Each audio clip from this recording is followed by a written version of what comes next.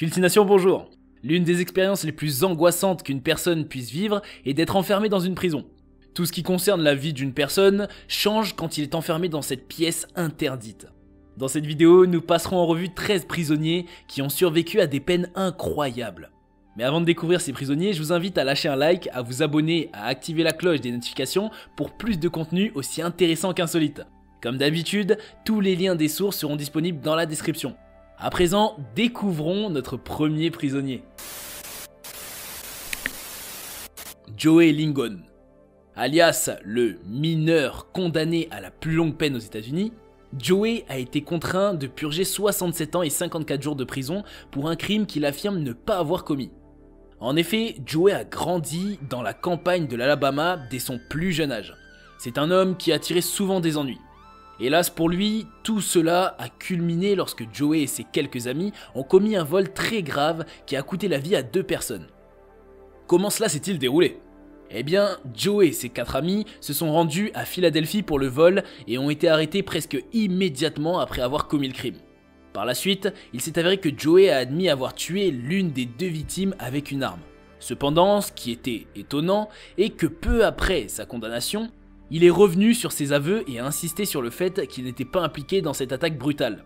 Toutefois, il a insisté sur le fait qu'il était un homme innocent et d'ailleurs, il a fait de nombreux appels.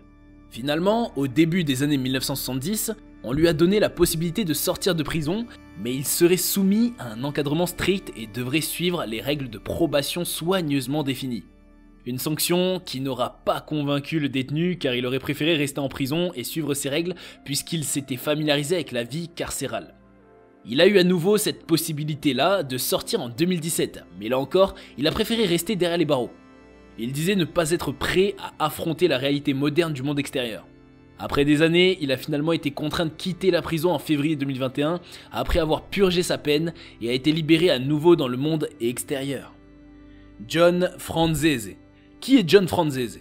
John était un membre important de la mafia que l'on estime a causé la mort d'au moins 60 personnes. N'est-ce pas bluffant ?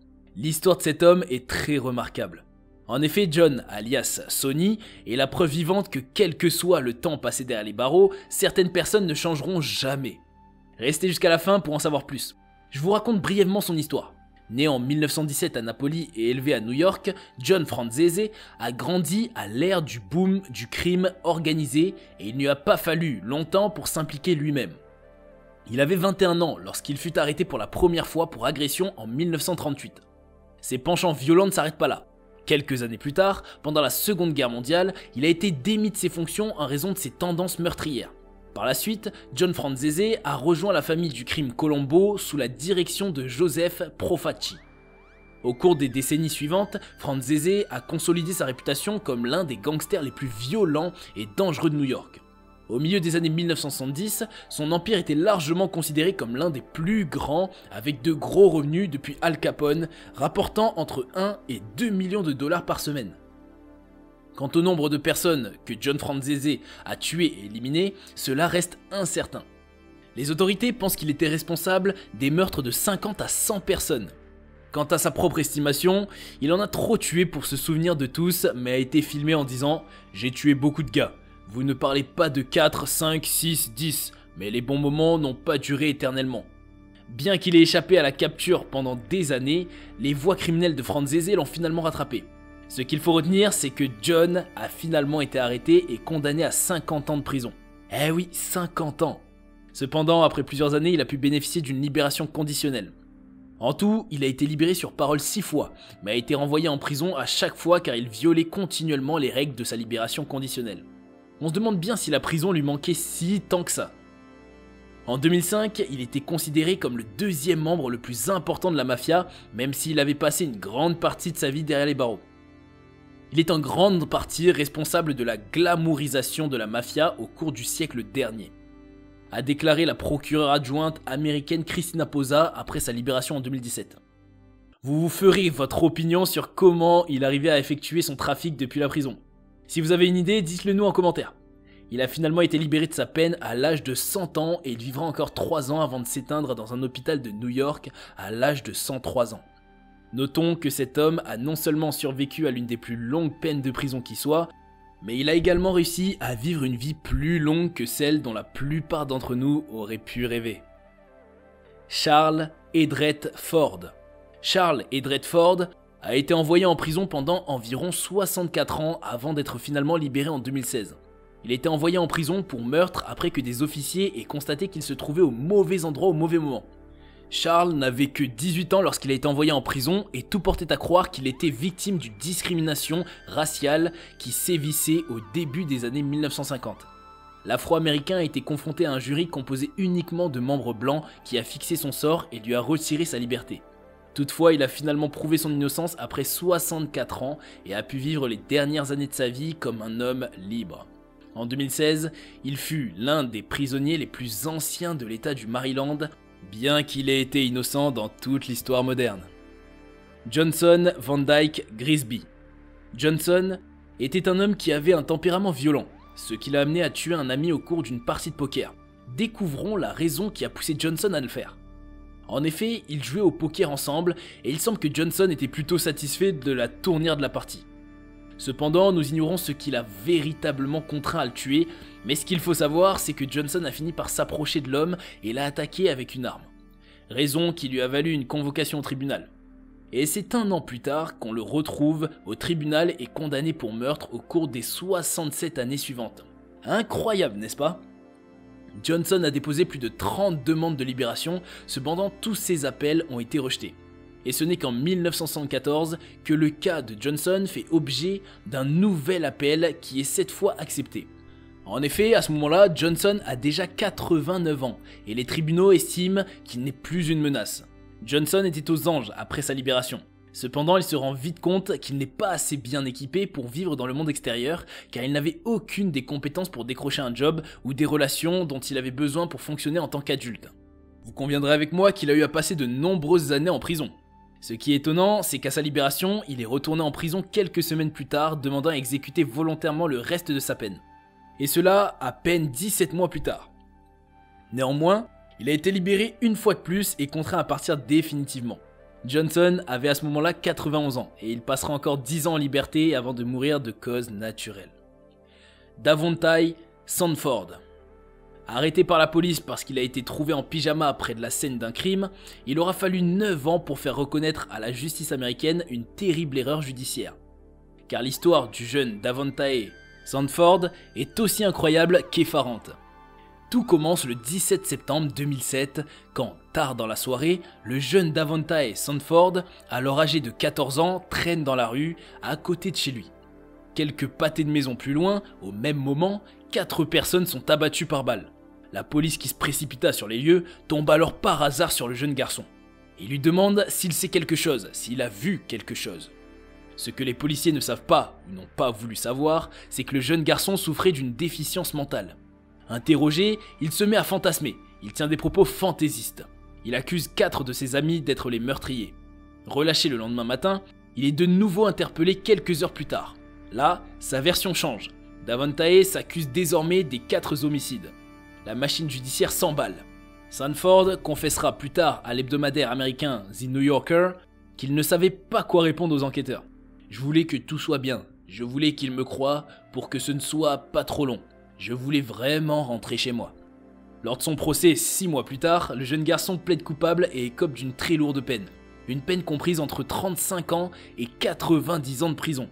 Une peine très grande, surtout pour un jeune de 14 ans, vous ne trouvez pas ? Il avait 23 ans au moment où il a été libéré et il s'est avéré qu'il disait la vérité depuis le début, qu'il ne l'avait pas fait. La seule raison pour laquelle il a avoué le crime et qu'il a été pratiquement contraint de le faire est le fait qu'il a été interrogé à plusieurs reprises pendant 2 jours et cela sans la présence d'un avocat ni même d'un parent. Imaginez seulement la peur que vous auriez eue à 14 ans dans cette situation. Lorsqu'il a été libéré, sa mère s'est mise à crier et à pleurer au tribunal et c'est que grâce à d'incroyables avocats bénévoles qui ont pris en charge cette affaire qu'il a été libéré. Ce qu'il faut savoir, c'est que ces avocats ont travaillé sans relâche pour presque rien. Ce qui reste si effrayant, c'est que lorsque le jeune homme avait 14 ans, il a été condamné à 90 ans de prison et que s'il n'était pas libéré, il aurait passé toute sa vie derrière les barreaux. Le simple fait d'imaginer cela est suffisant pour vous donner des cauchemars, surtout s'il s'est avéré en réalité innocent. André Hatchett. En 1991, André marchait dans une rue de New York. Il avait des béquilles à cause d'une blessure. Des policiers l'ont arrêté parce qu'il était tout près de l'endroit où une femme était décédée. En effet, André a été retrouvé tout près de la scène du décès de Neda Mae Carter. Il n'avait qu'un quotient intellectuel de 63. Il a donc été contraint de dire qu'il était coupable. Après tout, il avait un quotient intellectuel si bas qu'il ne savait pas ce qui se passait. Il était condamné à la prison à vie, mais a finalement passé 25 ans derrière les barreaux. Pensez-vous qu'il méritait de passer cette peine? Dites-le nous en commentaire. En 2016, il a finalement été disculpé après 25 ans de prison, après avoir été déclaré non coupable. Une annonce qui lui a valu des pleurs de joie au tribunal. Toutefois, il a également déclaré « Je sais juste que je ne suis pas le seul, il y a encore beaucoup d'innocents en prison. » Et vous, êtes-vous du même avis que Hatchett? Lawrence McKinney. Lawrence McKinney est âgé maintenant de 67 ans et il vient du Tennessee aux États-Unis. En 1978, il a été arrêté et reconnu coupable d'avoir volé une télévision à une femme et il a aussi apparemment fait des choses indicibles à cette femme. Pour avoir commis cet acte, il a été condamné à 115 ans de prison. 115 ans! Une peine qui laisse à réfléchir. En effet, il a obtenu 15 ans pour avoir volé la télévision et 100 ans pour ce qu'il a fait à cette femme. Mais en 2009, 31 ans plus tard, de nouvelles preuves ADN ont été découvertes. Les preuves d'ADN ont révélé que Lawrence n'était même pas sur la scène. Plus tard cette année-là, en 2009, il a finalement été libéré, mais c'était 31 ans de prison pour n'avoir rien fait de mal, vu qu'il était considéré comme innocent. Et en guise de compensation, tout ce qu'il a reçu était 75 $, qui correspond à 2,40 $ pour chaque année passée en prison. Il a dit qu'il était heureux d'être libéré, mais que la plus grande partie de sa vie lui a été enlevée. En ce moment, son avocat avait essayé de lui obtenir $1 million de compensation. Pensez-vous que même $1 million est suffisant pour compenser ce qu'il a dû subir? Le trio de Cleveland. En 1975, 3 hommes de Cleveland dans l'Ohio ont été mis en prison. Il s'agissait de Ricky Jackson, Wiley Bridgeman et son frère Ronnie. Ricky Jackson et Wiley Bridgeman avaient été condamnés en lien avec le meurtre d'un homme d'affaires en 1975. Aucune preuve matérielle ne les reliait à la scène du crime. Jackson n'avait que 19 ans lorsqu'il a été condamné à mort. Wiley Bridgeman avait 20 ans et Ronnie Bridgeman avait 17 ans. Le seul témoin, Eddie Vernon, qui avait 13 ans lors des événements, a raconté en 2014 qu'il avait été forcé de témoigner contre les 2 hommes et le frère de Monsieur Bridgeman par les détectives de Cleveland. Eddie a lui-même confessé auprès de son curé son faux témoignage puisqu'il était malade et anxieux. Toutefois, les condamnés avaient déjà passé 39 ans en prison. Une peine lourde et difficile à concevoir, surtout pour des hommes innocents. Ils ont été blanchis de toutes les accusations. Ils avaient la vingtaine quand ils sont allés en prison, mais ont maintenant tous la soixantaine. En guise de compensation, ils ont reçu 18 millions $. Mais ils ont affirmé que l'argent ne peut pas acheter la liberté et que l'argent ne fait certainement pas leur innocence. D'ailleurs, l'un d'entre eux a dit que prendre 39 ans de votre vie, ça n'a pas de prix et que personne ne peut mettre un chiffre dessus. On est tous d'accord qu'il a raison. Wilbert Jones. Il a été déclaré innocent après avoir fait 40 ans de prison. Les faits remontent à 1970. Wilbert Jones n'a que 19 ans lorsqu'il est arrêté pour l'enlèvement et le viol d'une infirmière sur un parking d'hôpital de Baton Rouge en Louisiane. 3 ans plus tard, lors de son procès, il a été reconnu coupable. Il a échappé à la chaise électrique, mais écope d'une peine de réclusion à perpétuité sans possibilité de libération conditionnelle. Le verdict de l'époque ne reposait que sur le témoignage de l'infirmière, victime de viol. Face au suspect que la police lui avait présenté à l'époque, elle avait désigné Wilbert Jones. Néanmoins, elle avait déclaré que le violeur était plus grand et que sa voix était plus grave. Mais cela n'avait pas empêché d'envoyer Wilbert Jones en prison. Les avocats de Wilbert ont amené de nouvelles preuves visant un autre homme correspondant au signalement de l'époque. Ce suspect avait été arrêté mais jamais inculpé dans une affaire d'enlèvement et de viol à l'hôpital de Baton Rouge, 27 jours après l'agression de l'infirmière. Ce même homme avait été soupçonné d'un autre viol commis en 1969. Le juge les a entendus puis a vérifié les preuves et a déclaré la libération de Wilbert Jones le 15 mars 2020. Des indemnités lui avaient été versées, près de 7 146 000 $, dont 700 000 $ de dédommagement et intérêts. Howard Christiansen. Howard était un homme avec lequel personne ne voulait avoir de problème. Cependant, pendant son séjour derrière les barreaux, il semble qu'il ait changé de vie et soit vraiment repenti de ses actes. A votre avis, est-ce qu'on devient de meilleures personnes après un séjour en prison ? Howard avait de la haine envers l'un de ses professeurs d'école. En effet, il semble que cette haine ait fini par le consumer et que le jeune Howard de 16 ans a fini par tuer son professeur. Il n'a pas fallu longtemps pour que la police désigne Howard comme suspect et qu'il soit jugé et reconnu coupable de ce crime. Sa peine initiale était la perpétuité derrière les barreaux. Cependant, plusieurs années plus tard, la peine a été réduite à 200 ans. Vous imaginez ? Howard avait été arrêté en 1937, mais il a été libéré en 2001, après que le système judiciaire a estimé qu'il avait passé suffisamment de temps en prison pour ses actes. Il a été libéré après avoir passé 64 ans derrière les barreaux et a vécu environ 2 ans en liberté avant de mourir. Richard Honeck. Honeck était encore à l'école dans les années 1890.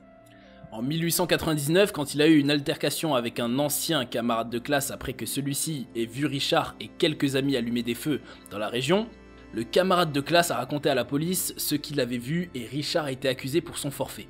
Cependant, il ne s'est pas laissé abattre facilement et a décidé de se venger de son camarade de classe. Alors, Richard et un complice ont rassemblé plusieurs armes et ont piégé le camarade de classe, mettant fin à sa vie.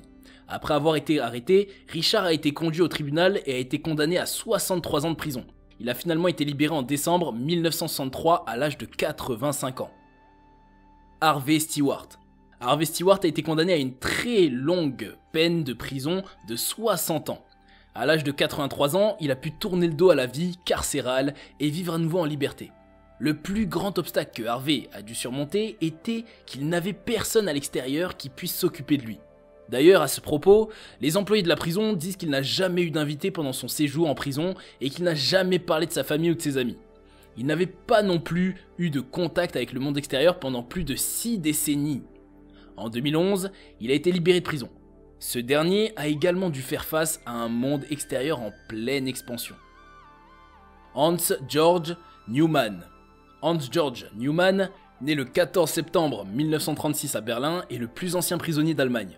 Il a été emprisonné pour meurtre pendant environ 60 ans à partir de 1962. En mars 2021, sa libération conditionnelle a été ordonnée.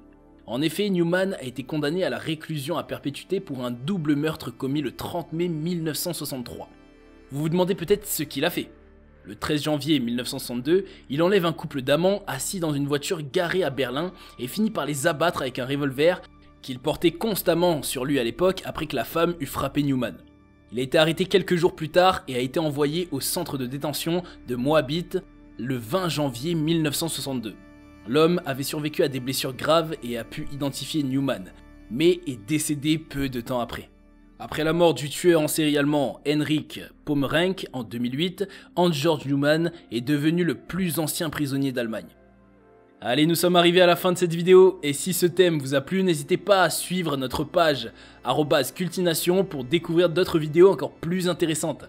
D'ailleurs, je vous propose l'une de nos vidéos intéressantes parle du prisonnier le plus intelligent et plus fuité que Michael Scofield de votre réalité. Et dites-nous en commentaire laquelle de ces histoires vous a semblé la plus intéressante.